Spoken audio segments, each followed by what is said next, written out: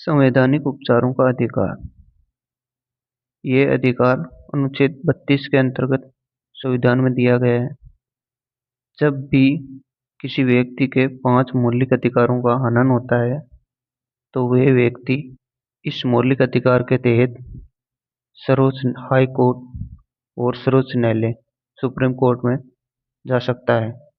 अनुच्छेद 32 के तहत सुप्रीम कोर्ट और अनुच्छेद 226 के तहत हाई कोर्ट में वो अपील कर सकता है।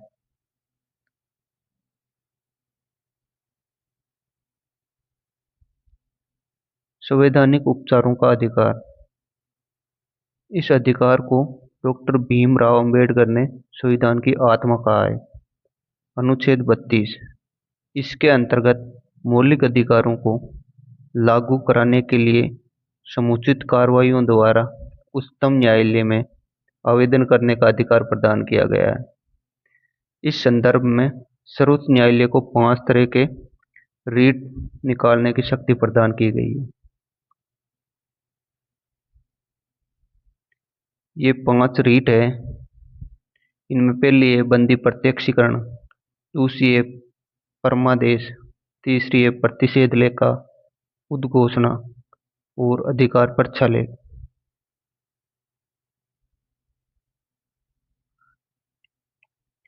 पहली है बंदी प्रत्यक्षीकरण।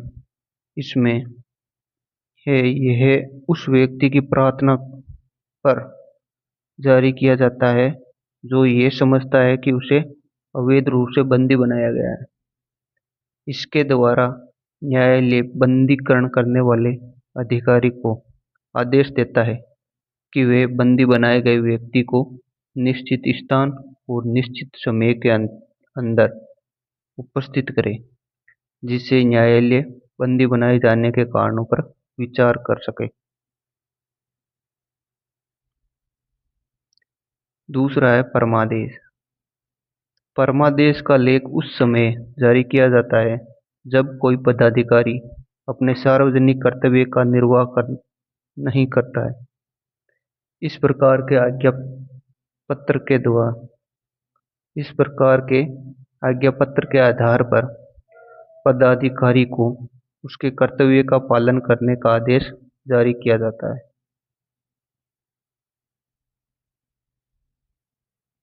प्रतिषेध लेख। ये आज्ञा पत्र सर्वोच्च न्यायालय तथा उच्च न्यायालयों द्वारा निम्न न्यायालयों व अर्ध न्यायिक न्यायाधिकरणों को जारी किया जाता है, जिसमें आदेश दिया जाता है कि इस मामले में अपने यहाँ कार्रवाई न करें, क्योंकि ये मामला उनके अधिकार क्षेत्र के बाहर है। अर्थात सुप्रीम कोर्ट या हाई कोर्ट अपने से नीचे स्तर के न्यायालयों में अपील करता है कि कोई भी जो मामला है उस पर कार्रवाई ना करे, क्योंकि वह मामला उनके अधिकार क्षेत्र से बाहर है।